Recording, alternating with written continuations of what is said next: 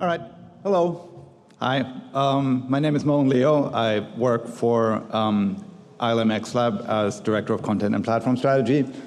First of all, I'm supposed to make a couple of requests that electronic devices are turned off or to silent, and that at the end of the talk you fill out the survey. If you like it. If you don't like it, then don't.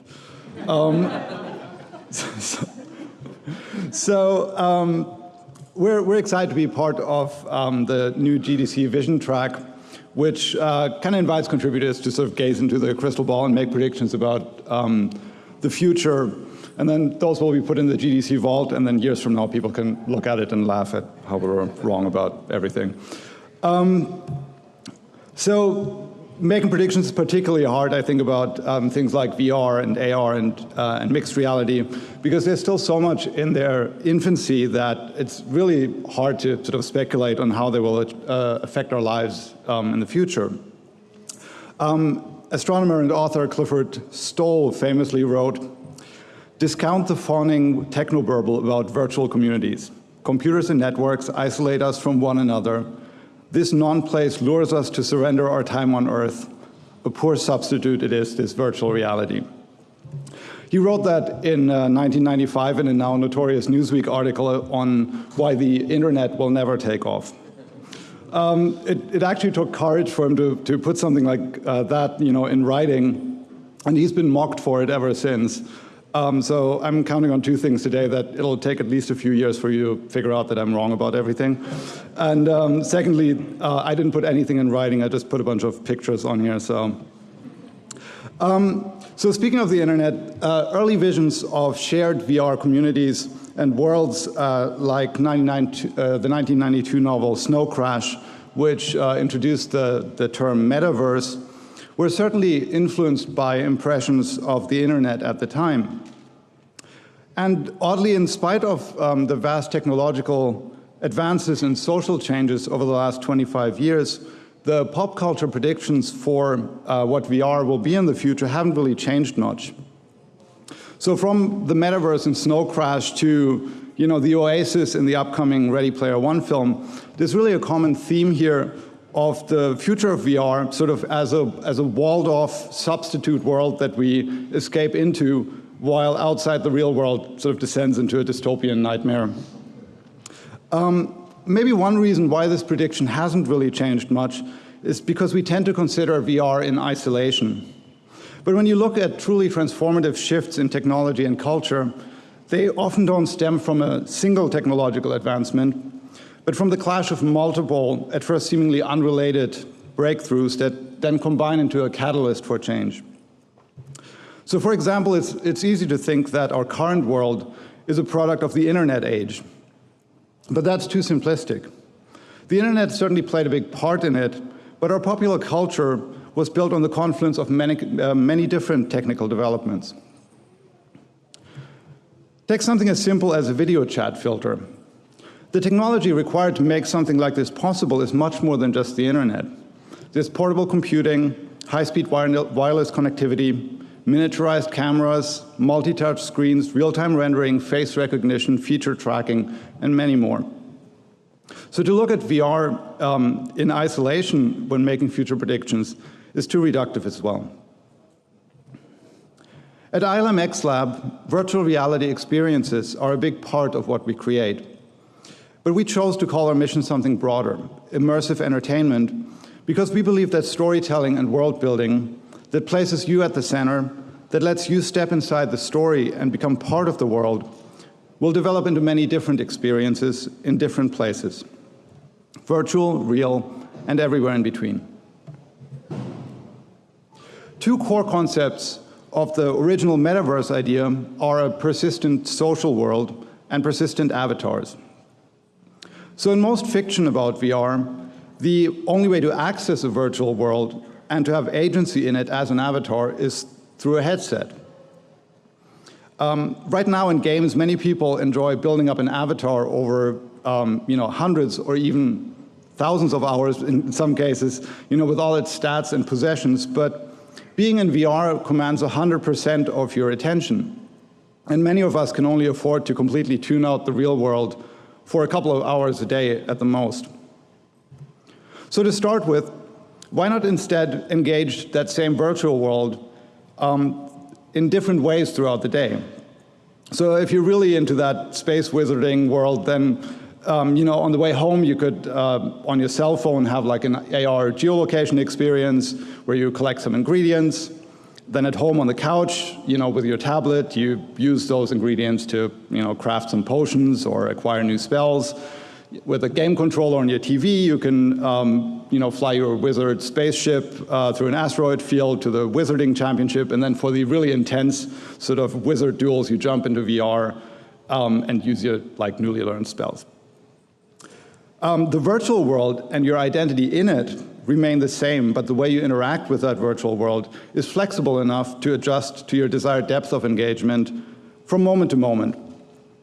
There are non-VR games that have already explored this to some success. But these experiences don't have to be exclusively digital either. You could go to a themed hotel or escape room or even a theme park and be recognized as your persistent avatar with its unique history and traits, and participate in storylines that connect across these. And a themed location or theme park offers a level of immersion that you can't create at home, even in VR. You can have face-to-face social interactions with your family or friends, walk among elaborate physical sets, actors in costumes, sensational practical effects, thrill rides. And in the future, those location-based experiences could even be enhanced by mixed reality glasses to add magical and impossible elements into an already elaborate fantasy world. If you want, you could participate in this out-of-home adventure as your avatar, and when you return home, your storyline continues in the digital world. The stories you experienced in the physical world could become part of that same ongoing biography. Our homes are changing too. As IoT connectivity is catching on, cloud and edge computing will empower everyday objects with more information and abilities. The individual object doesn't have to be complex or expensive. A smart speaker isn't very smart on its own. It can't do speech recognition, natural language processing, speech synthesis without the cloud server that does the computational heavy lifting. But when connected, that little speaker not only has much of the knowledge of the internet at its disposal, it knows who you are, what music and podcasts you like, what time you should leave for the airport. Those same devices can become access points for persistent virtual worlds as well. And I think especially toys will follow this trend pretty soon. You could have a toy droid that understands what you say, answers intelligently, and knows you and your avatar, all without requiring expensive onboard electronics, because its brain is actually in the cloud. This could even be a character that exists seamlessly both as a physical toy in the real world and as a digital character in the virtual world, and remembers your shared activities in both. Mixed reality glasses will take this one step further, allowing fully digital characters to cross between the real and virtual worlds. MR characters and physical smart toys could even interact with one another. Streaming television, real-time rendering, and speech synthesis could allow for linear content to be personalized on the fly, so that an episode of your favorite show features a cameo of your personal droid, or even references the latest adventures you had in VR. Outside the home, self-driving cars may well become an entertainment hub and platform.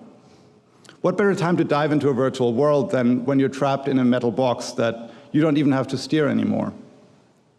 So moments of sort of tedium and isolation could actually become opportunities for entertainment and social interaction.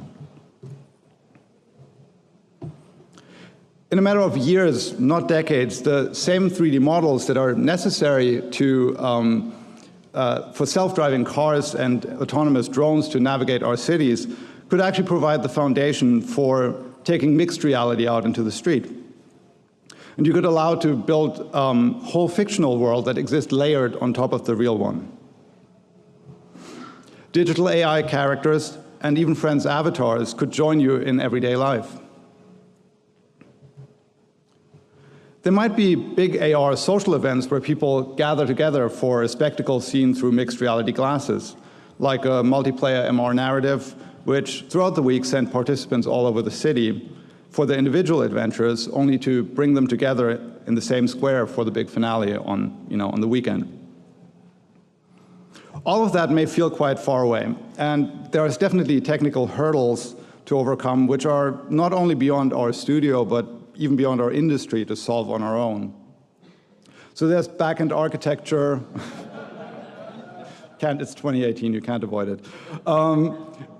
There's like back-end architecture, there's improved sensing and mapping, fast connectivity, plausible AI characters, and so on. And without a doubt, by the time we get there, the ideas I just presented will seem quaint and outdated, and new ideas and imagination that we haven't even dreamed up yet will emerge. I think it's also important to briefly mention social responsibility. This is not just about the obvious dangers of technology that allows people to live in different realities, because to an extent that's already happening right now. But I think there's also, just a more basic dimension to that. There's lots of tangible, useful applications of these technologies that I mentioned for education, healthcare, civil engineering, and so on. But what I've been talking about is just entertainment. And as much as I like the idea of filling the real world with magical virtual things, if we can't also solve some of the most basic societal problems, then I don't think we've really earned the right to use technology to make reality look nicer than it is, or cover up problems we'd rather not think about. You can imagine that you'd end up sort of in a Black Mirror version of, where you're walking down the street with your virtual pets past the homeless tents on the sidewalk, and I don't think we want to really end up there. So anyway, that future may be a ways away, but I think the tools to begin mixing real and virtual worlds are already available to everyone right now. And I'm not just talking about like ARKit and ARCore. Last year, when I moved back to San Francisco, I had to furnish an empty apartment. And so the first thing I did, just for fun really, was to make a rough 3D model of the flat. And I just took a couple of dozen snapshots and fed them through photogrammetry software. And then I blocked out the furniture arrangement with a few cubes based on the measurements from the furniture store website. And then I put on my VR headset, and I stood in my real living room, and at the same time in my virtual living room, just to see how that layout would feel. And all that was required for that was really a point-and-shoot camera, a laptop, and a consumer VR headset. At the moment, we're still restricted by cables and sensors, but within a hardware generation or two, untethered, inside-out tracking headsets might free us up from that. And I'm actually looking forward to just making different skins for my apartment so I can then freely walk around in the VR spaces. Initially, this probably has to be done manually, but I think very quickly there will be tools, games, and experiences that procedurally match up walls and objects of the right size between fictional and real world, both for VR and MR. So your armchair could become a captain's chair in a spaceship, your coffee table a control console, and your wall a window to space. Eventually, it's not just your living room you could map and skin. Take a few coolers or trash bins out into your backyard, scan the environment and props with your phone or headset, and skin them like the fictional world of your choice. Then invite a few of your friends over with their untethered headsets, and now you're together, running and dodging behind cover, both in the real world and in the fictional version of it, having a story adventure, playing sci-fi VR or MR paintball, or fighting side by side against waves of AI enemies. Network this with the backyard of a friend in another city, and in the virtual world, her and your backyard become the same place. Her friends in her backyard, your friends in yours, moving freely, hanging out, playing games in physical and virtual spaces simultaneously. The relationship between physical world and virtual worlds may turn out to be very fluid. One virtual space may connect to multiple real places, and a single real location can have many virtual layers to choose from.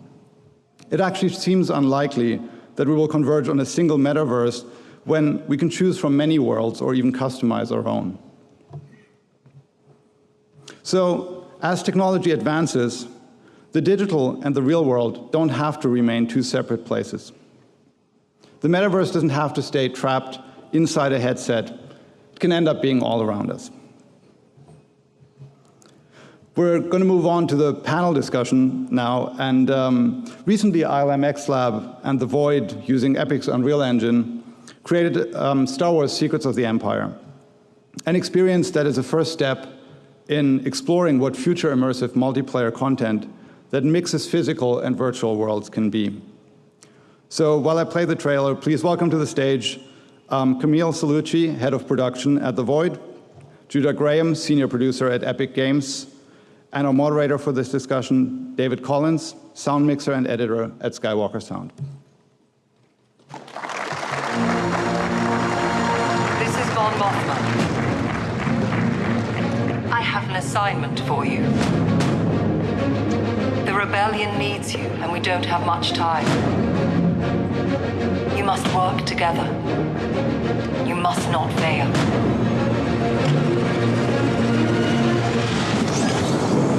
In disguise, your team's mission is to recover Imperial intelligence critical to our survival.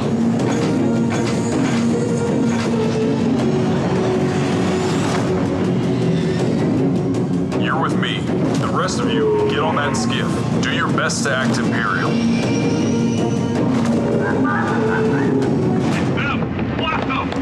Looks like you'll have to fight your way out.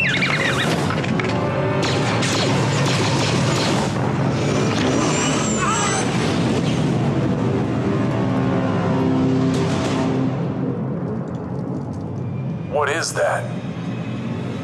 This could be a threat to our entire existence.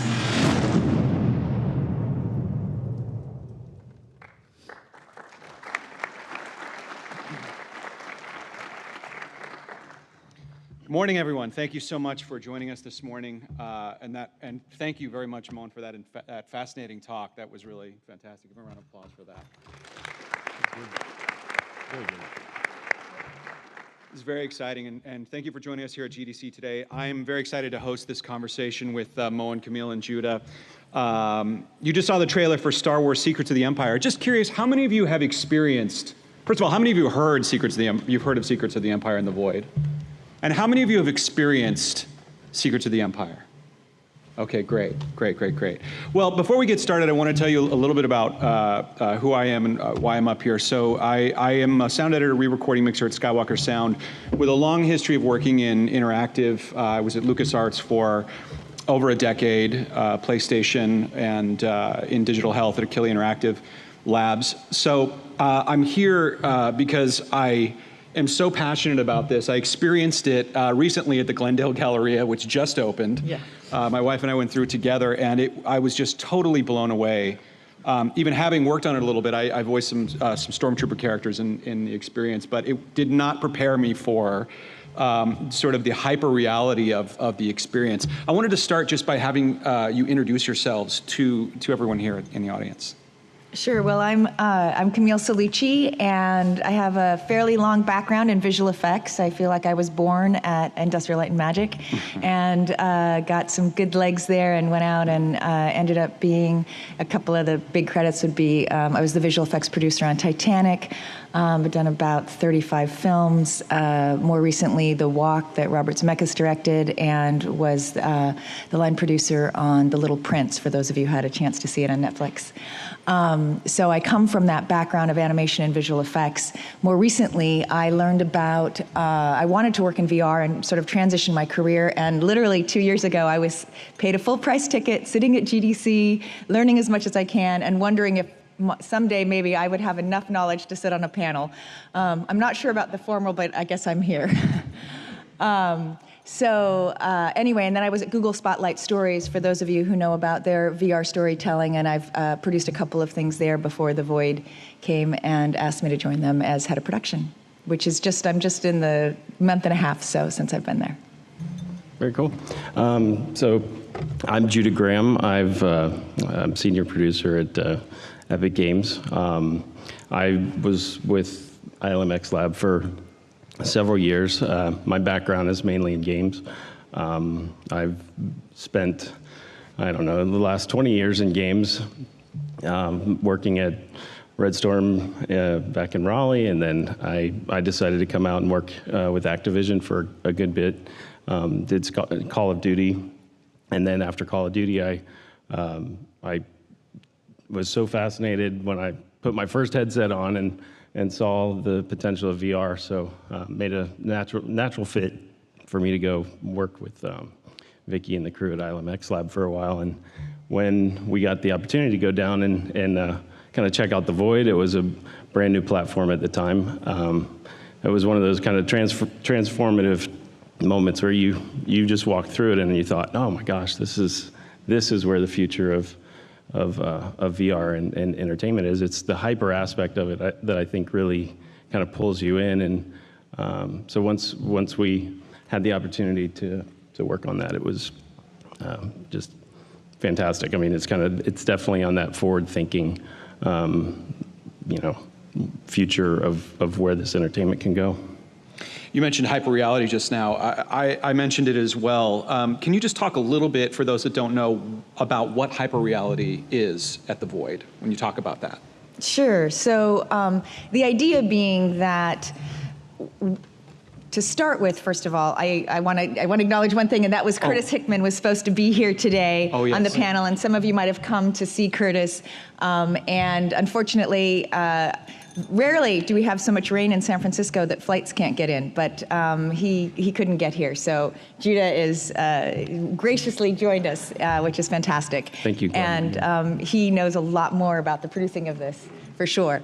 But in terms of hyperreality, as some of you might know, Curtis is a magician, and his idea is always about being able to suspend disbelief and do whatever we can to create an illusion that your brain believes. And so a VR headset on its own is pretty incredible, but when you add things like physical location, walls you can physically touch, heat that you feel on Mustafar, or wind that you feel, or mist, or rumbles in the floor, it really goes a long way towards making it an experience that is completely, hopefully, convincing for the brain to say, I am here.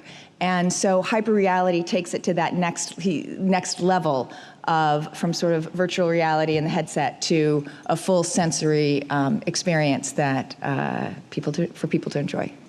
The one-to-one is so powerful when you experience that. I mean, Right. your brain is telling you what you're seeing, and then you're experiencing it with all of your other senses. I was just blown away by it. And Judah, can you talk a little bit about your work with Epic and working together to bring that to life? So Epic obviously has one of the best platforms, and its true interest is really in helping to stay on the cutting edge and help partner with companies like ILMxLAB. And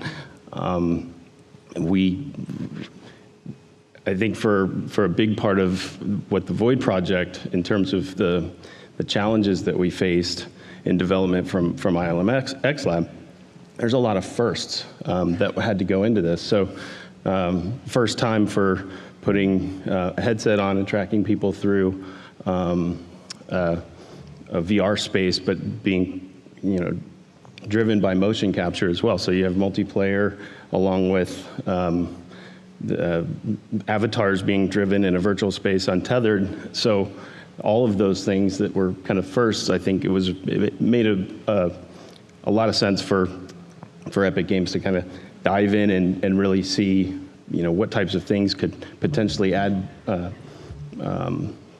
tech back to the engine for the long term. So since this was really one of those it was just a challenge, I think, on all aspects of trying to handle the amount of data that we had to process. And so from Epic, just kind of being able to step in and give some consulting and some advice, walked us through the process for animation, and then rigging characters and doing blend states, and it became a natural fit.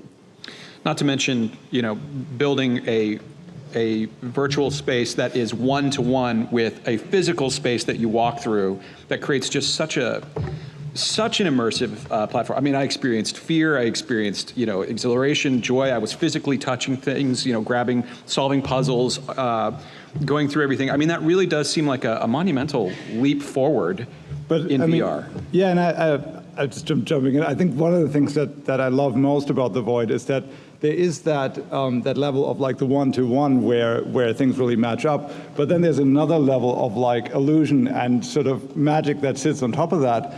And so my brother, who's a very intelligent person, he works in medical research and has a PhD. He went to see their previous experience, the Ghostbusters one, in New York, and afterwards I talked to him and I said like, oh yeah, I did the same thing in a warehouse in LA, and he said, how could you do that in a warehouse?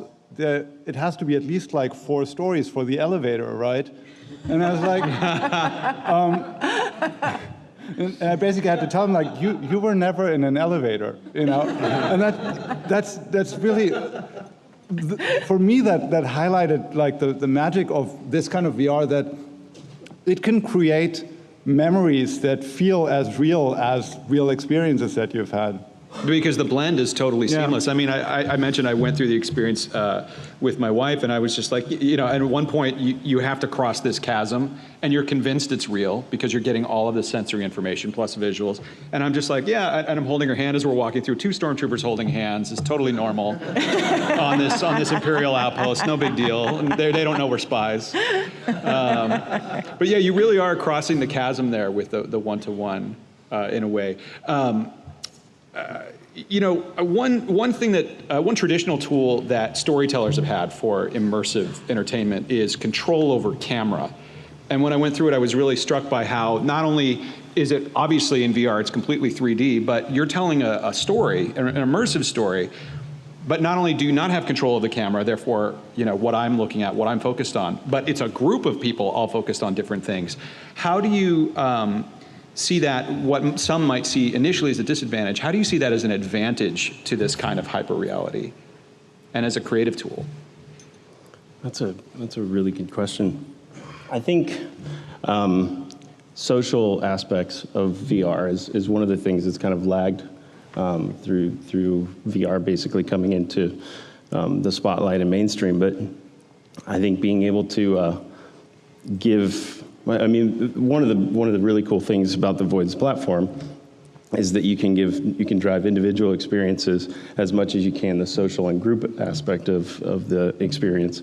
So where you can have full conversations because you're mic'd up and you're talking to the person next to you, you're seeing them, you know how to navigate around them, but at the same time you can as developers for VR, we can send individual experiences, whether it's auditory or because you're not truly in the exact same space, you can send visual differences. So I could be looking at one thing that's completely different than say Camille or you, and then driving different social aspects of that too. So you can part ways and then come back and have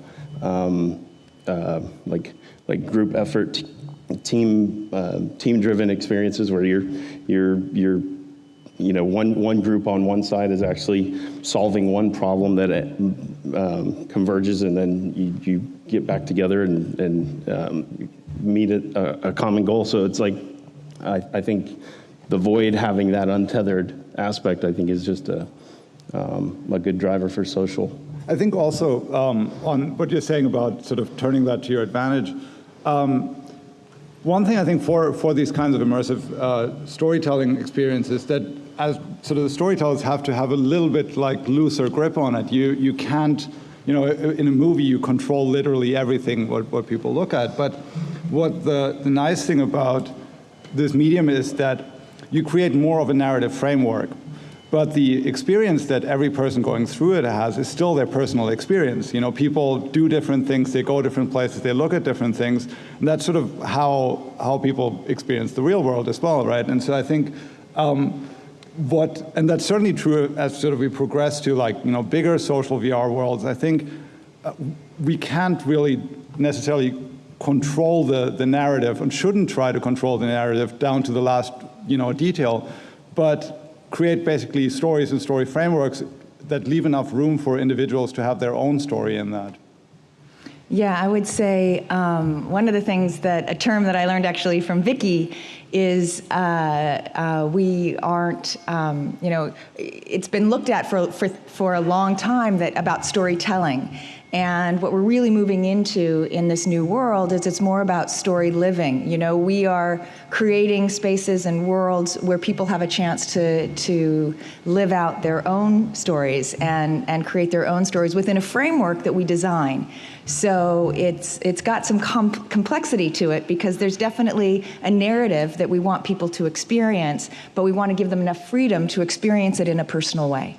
And in that way, our hope is, especially with the social aspect, which we're really, we love and love to have that part of it, because we think it's a critical part in VR in the future, is allowing people to have that experience with each other and carry memories. So in essence, we're really making memories is what I like to think about. And I think that is successful even with this, because when you have people coming out of the Void experience, they start actually telling their own stories of what happened. They're going like, oh, and then he shot at this guy and I was doing this thing, and so they had their own story within that framework.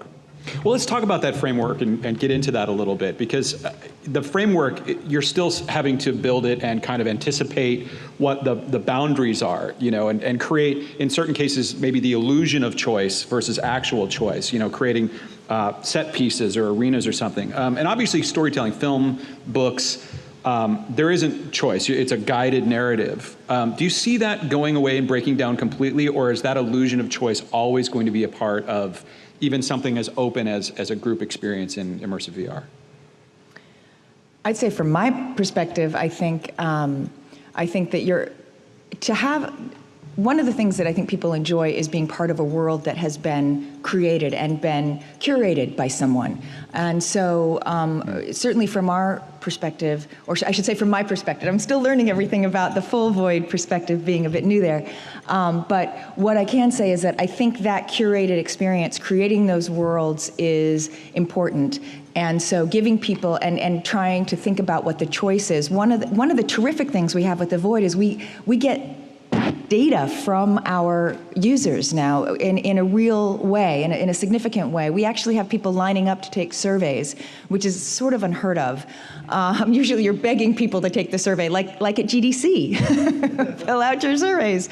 But often at the Void, because people want to express what happened, they don't know how to, they want somewhere to share it, somewhere to talk about it. And I've even seen people who don't know each other come out being like close, like talking as if they were really good friends and they didn't know each other when they walked in. But I think if it's just left where there's no curation, from my perspective, it's kind of a little bit on the choose your own adventure level, where that might take off for a bit, but I think it often comes back to a curated experience. Interesting. And now, in terms of world building, say, versus a content play, right? Choose your own adventure. I mean, that to me thinks about branching story paths, which means you have to build all of these different story paths. How do you see that balance moving forward then, in terms of the world building being the appeal, or actually having customized stories for everyone that goes through, or some limited version of that? Anyone, any thoughts on that? Yeah, good.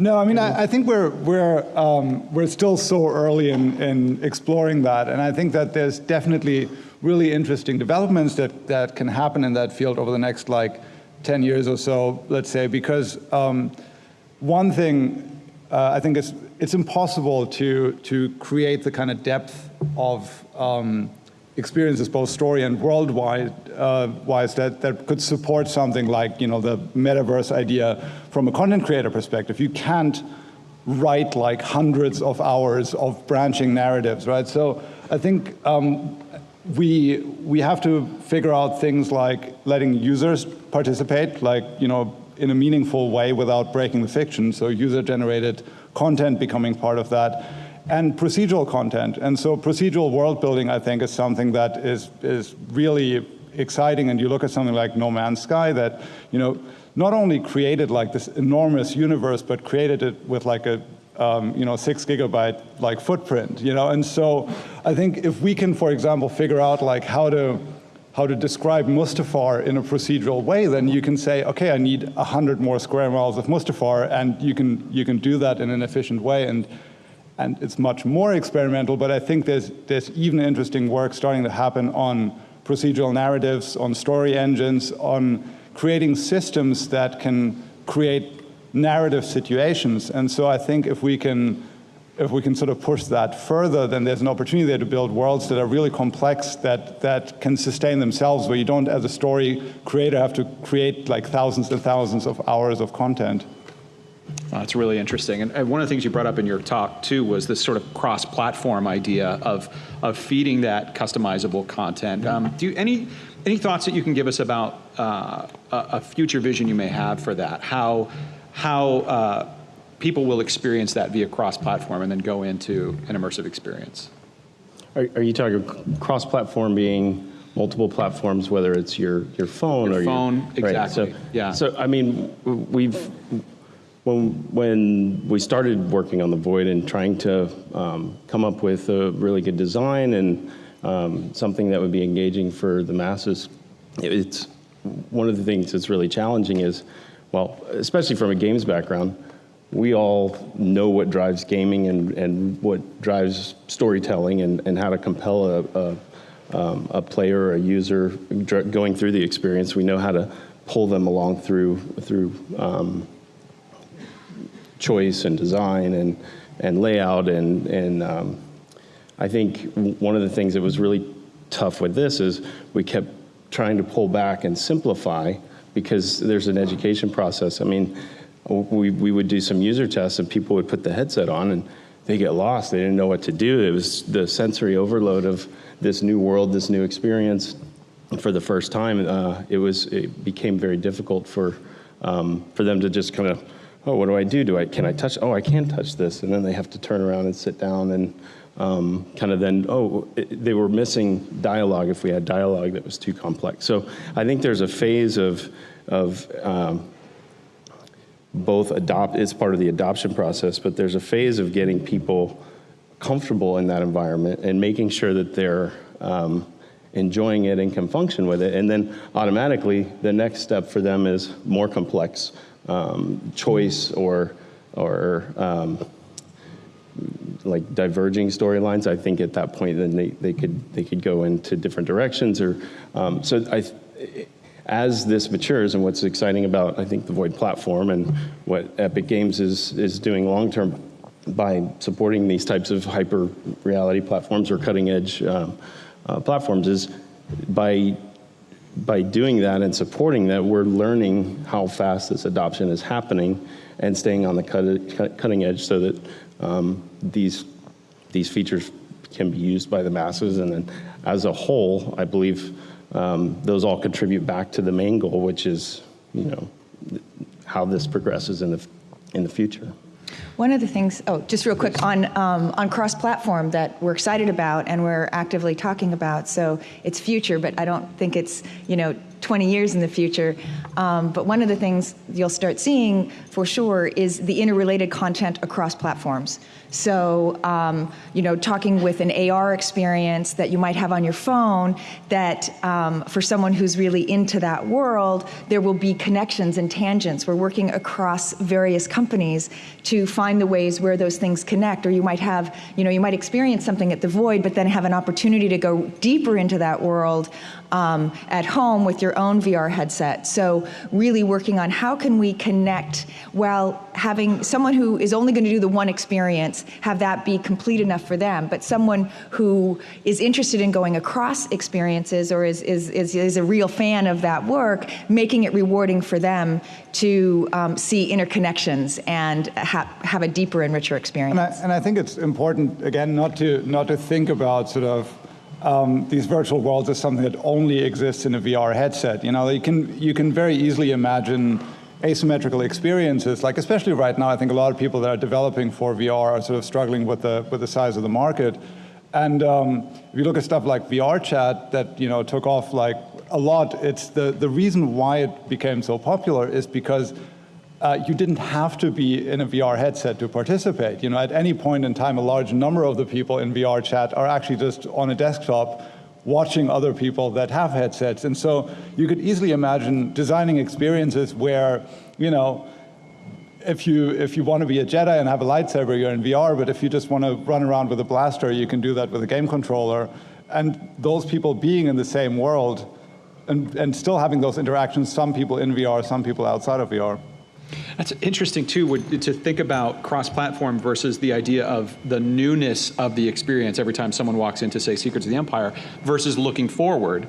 Because do you see cross-platform maybe as even a training tool to experience these worlds that you're building? For example, I had no idea where I was going, and that was part of the illusion and part of the experience was the unveiling of the world. But I could see maybe with cross-platform knowing exactly where I'm going if I step into it because I'm already so invested. Is that something that you're thinking about in the future, or how does that work possibly as a training tool for showing up? I think you're absolutely right, and as Judah said, sort of, especially at the moment, people are not used to VR, and so trying to tell them a complex story in VR can be really overwhelming. Like, it's really hard to sort of drive a complicated narrative. I think audiences will mature and be able to take on more of that, but if you can basically set up a storyline outside of, you know, that location-based VR experience, and people already know kind of what it's about, then that can complement those more visceral, you know, like location-based VR experiences. And in particular, if you then can have a persistent character that goes across those things, so you're already not only invested in the world, but you're invested sort of in your role in the world, and you play that character both at home and in a location-based experience, I think it'd be interesting. And if I can just step in there, and in Tim's keynote yesterday, you know, and he was talking about how the adoption of cross-platform, the way we're able to, you know, Fortnite is kind of pioneering some of this, especially on the various platforms. So cross-play between all of these various platforms, I think that is a real breakthrough that will then just add more adoption into this type of space. So if somebody is, if you go to the Void and you go through the experience, and there's something that you can take away from that, and it's on your mobile phone, and it drives the engagement. You're configuring whatever, your blaster or your lightsaber or something else, and then the social aspect of that. Now I'm sharing it with you. We're texting pictures back and forth, or we're in the same. I don't know if there's a subset platform from the Void, but it's the takeaways that drives the engagement, and then you're going back into. Maybe you're at home on your PSVR and you put your headset on and you're able to configure your character that way as well. So I think all of those technologies kind of converging together in a way that drives better cross-platform support for the individual experience is I don't know, long term, I think it's just going to help the Void and those types of hyper reality experiences mature a lot faster. One of the things I was just going to say is we have some interesting statistics so far from the Void, and it's basically we're doing, as I said, people are lining up for surveys, and we've found that 25% have no experience at all with VR. It's the first time they've even heard about it. They didn't know what it was in any form. Another 25% have very little experience, like they might have heard about it, but they might not have experienced it. Then 31% have some experience, and that some experience often is cardboard, or they walk by, you know, one of the Best Buy demos or an airport demo or something like that. And then 19% have a lot of experience. So in some ways, for me, the numbers in terms of people being exposed to it were a little higher than I had originally anticipated. I thought it might be like 80% didn't know anything, and, you know, maybe 20%, and it broke down further. So I think more and more people, I mean, it's blooming faster than we might have anticipated, but we still have a ways to go. And I think the Void is a great way that's allowing people to enter this world for the first time, and hopefully then take it on broader experiences. Well, I will tell you, you know, from my experience going to the mall to basically go to this new opening in Glendale Galleria, it reminded me of when I was 8 years old and couldn't wait to get to the Gold Mine, which was an arcade, that I used to go to and just obsessed over, because that's where the magic was. That's where the new cutting edge was, the technology. I had that same experience as a grown man going to Secrets of the Empire, and I couldn't wait to go back and see everything that I missed, because I knew there was so much, and all I could think of, I couldn't stop myself from obsessively thinking about where it's going to go, what's next, and everything that I suddenly had to look forward to that I didn't even know I had to look forward to. I could sit here and ask you guys questions all morning, but we have a room full of people that I'm sure have their own questions, so I wanted to open it up to the room for questions. We have time to answer if any of you have questions for our panelists. There's a mic here and a mic right there. While someone's walking up, I'm going to give you guys one statistic that was also really, has been fascinating for us and not necessarily what we expected. We opened in the Westfield, London, and that mall, and we thought we were going to get a lot of foot traffic from the mall, which we are getting for sure. But let me see, 71.6% of the people coming to the Westfield Mall, London, it's their first time going to that mall, and the reason they came is because of the void. Wow. Wow. Yeah, I've done both the Ghostbusters in New York experience and did the Anaheim one at Downtown Disney when that opened up for Star Wars. So both amazing, and love the hyper reality with the various effects. I guess the question is, I want to do more. So is there like a sequel coming out, or I don't know if you can say anything, but or I guess I'm going to continue to do Secrets of the Empire again and again and again. But just curious, like, what's next? Well, we haven't announced our slate yet, but we will be announcing the slate, and there's definitely more to come, for sure. And there are more locations to come in lots of places, so you won't necessarily have to go to New York, only New York or Los Angeles. Hopefully there'll be something closer for you as well. Yeah, I just want to say great work. I got a chance to go through the experience in Orlando, really fantastic. A lot of great milestones, being overcome, so great job. But I'm curious about, first it was the Ghostbusters and now it's Star Wars. What challenges do you see of authoring theme worlds outside of established and well-known theme worlds? Well, this is a journey that we're all on together. We're all nobody knows. We just keep putting our feet out there and experiencing. We are going to be, and I can't announce the title, but I can say we are going to be introducing an original IP into the marketplace in the next few months. And as we do that, it's going to be a lot of learning. What is it like to introduce an original piece of IP that doesn't have a $100 million ad campaign behind it, where we're trying to get people to know about it? And we're still a startup, so we don't have $100 million to put into advertising. So it's good. Stay tuned. We're all learning together, and we'll find out, because we're going to be introducing that. That's the next piece that will be coming out. Hey, this sounds awesome. I haven't experienced it myself, but I'm a cheap engineer, and it sounds like something even I would pay for, so that sounds great. I'm curious about, right now it sounds like it's very, very niche and kind of a high-end experience, very customized. It seems to me like we have the tools and capabilities where it could theoretically trickle down, where someone with moderate computer experience would be able to do something like what Noel was talking about, take a picture of your house and then build an experience in your own home, something like a fun house or a haunted house where people could come in. I'm just curious what your guys' thoughts are on the path to that. How long would that take, and some tools that might be in place to start doing that on our own. I think that will happen fairly quickly. I mean, I think if you really wanted to do that just with a tethered headset, you could do that now. It's just the length of your cable will sort of limit how far you can walk.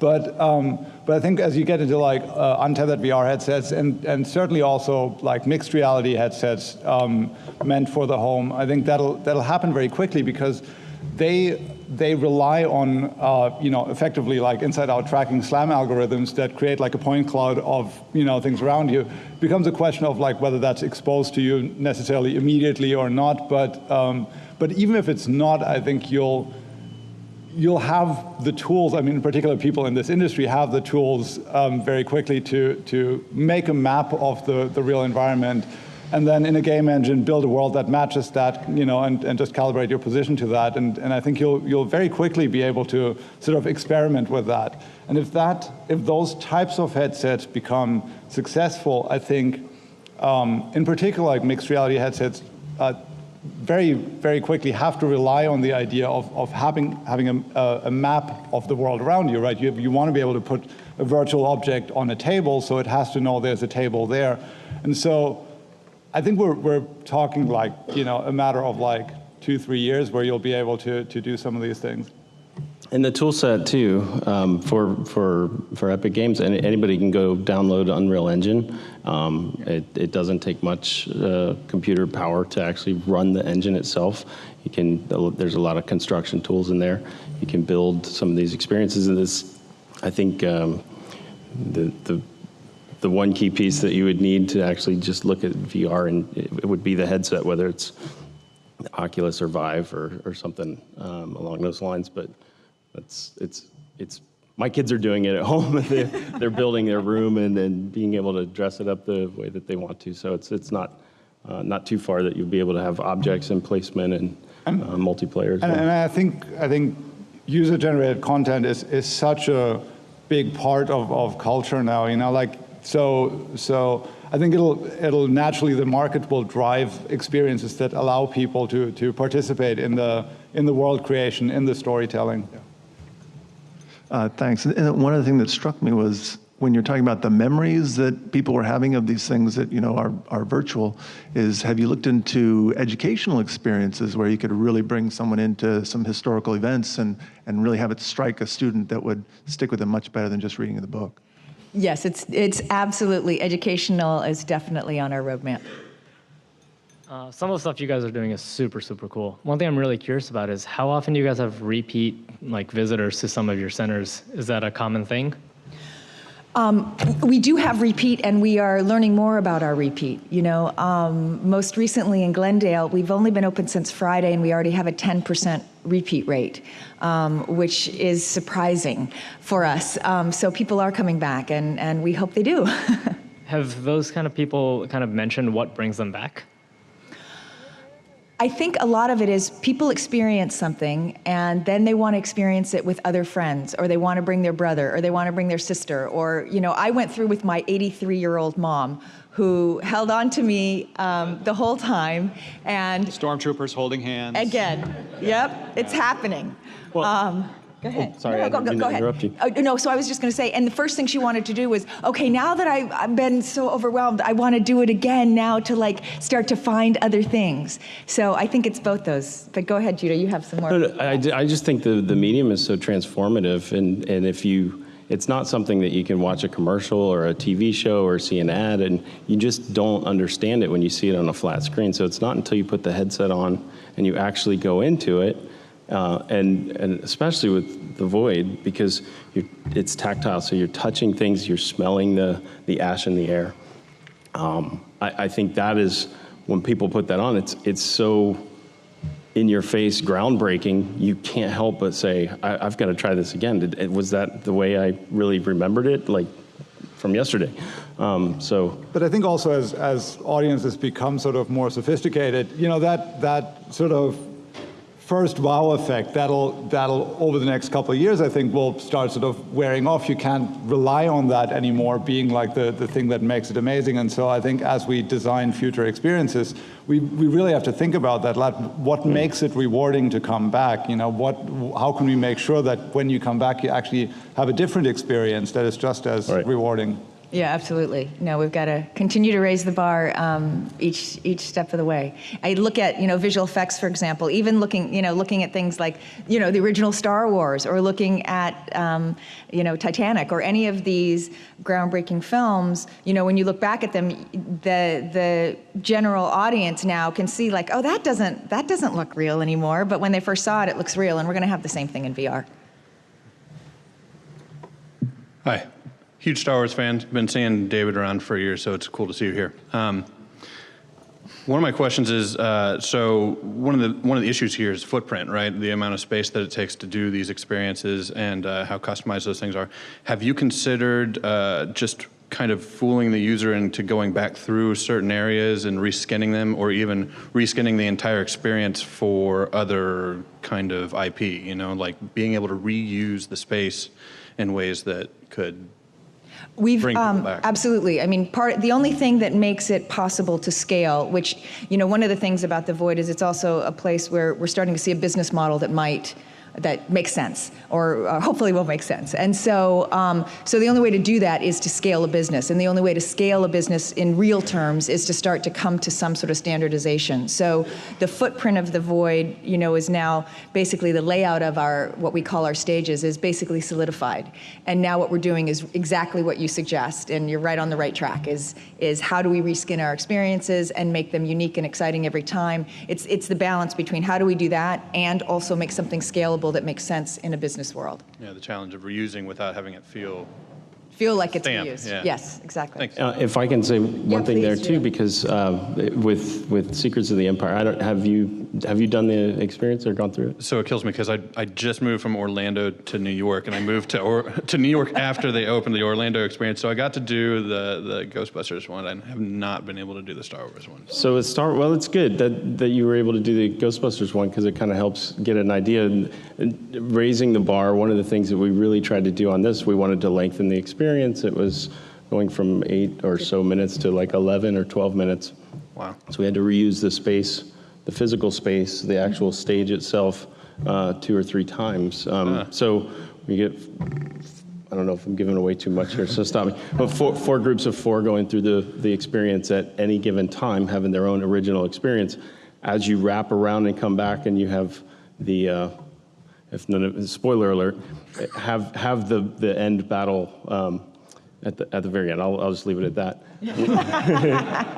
You're actually going through a space that you were just in 5 minutes prior to on a skiff going into the vault. So we're reusing and trying to lengthen the experience. And it's in the most basic sense, you know, it's even doing that in Ghostbusters, where you're in a hallway, you get into an elevator, you go up 5 floors, you get back out, you're still in the same hallway, right? Yeah. So, yeah.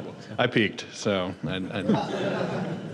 It just, yeah, I mean, the parallel to game design, I mean, level designers have to do this as well, you know, clever reuse of space, reuse of assets, but you have no idea. Just really fast, and, actually, we have more people. Let's ask more. There's that scene near the end where there's a certain villain character that appears, which gave me heart palpitations while I was doing that. And I'm starting to relive that now. It becomes a very strong memory, more than, say, watching it in a film. So what you're saying to the fact that this is, imprints in your memory more of actually experiencing it than watching it on a film is totally true. Also, the fact that smell is introduced really helps transport you there too. How do you figure out like which smells, or are there certain smells that are more attuned to it? I smell burnt stuff in that. And was that all of them, or are there more? Like, did I miss anything? Oh, and the other thing is, another thing that affects repeatability is points, like having a score. For Ghostbusters, there was a score. Was there a score for Star Wars? Because I would definitely do it again, because I think I totally messed up the first time. We intentionally did not want to do that, because we wanted to keep this more of as a story type of experience. So we intentionally kept the scoring and anything that would kind of lend towards more gamified type of experience, we kind of pulled back on that. However, we've had enough, and Judah doesn't know this yet because he's over. He's at Epic, but we've had so much request that very question that we are. While it's not necessarily a game like a game score exactly, and how many hits and where are the hits and different points, there is something that's going to be introduced that has a component like that coming in the next couple months. We have 30 seconds left, so last question here, and then I understand you are going to be available for questions afterwards. Yeah, we'll go to wherever the wrap-up area is. Yeah. I don't know where that is. So it's a quick question. So it's a great work to bring all the physical feelings into the experience, like the touch and the heat and rain, those things. Have you thinking about bringing like real world experience into this experience, like your cell phone, like you can call someone, or taking a selfie of your virtual world and having a group photo, those type of things? We are working on some of that. Not so much that people take their own photos with their cameras, but an ability. It's one of the things that we're looking at, is how can we do some in-headset and some other types of people being able to bring the experience with them. So that technology is being worked on now. Thank you all very much for coming. Please give a round of applause to our panelists. Thank you, and have a great day.